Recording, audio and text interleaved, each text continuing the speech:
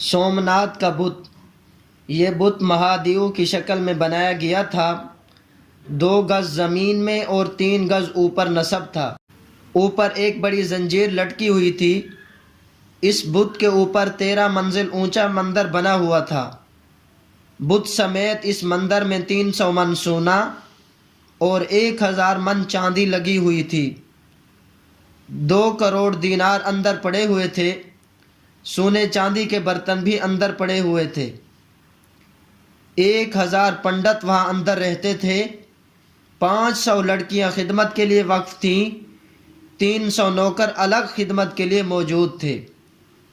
10,000 گاؤں اس کے لیے وقف تھے۔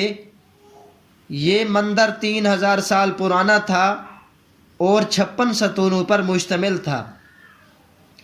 ریاست گجرات میں ساحل سمندر پر واقع تھا۔ سمندر میں مد و جزر کی بنا پر ہندو کہتے تھے کہ سمندر اس کی عبادت کے لیے آتا ہے۔ ہندوؤں کے عقیدے کے مطابق یہ مندر روحوں کا مرکز تھا۔ اب اس کا نام جونا گڑھ ہے۔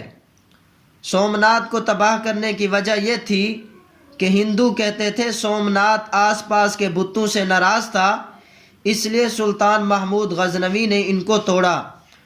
اگر سومناتھ چاہتے تو محمود کو بما لشکر کے ایک لحظہ میں تباہ کر سکتا ہے۔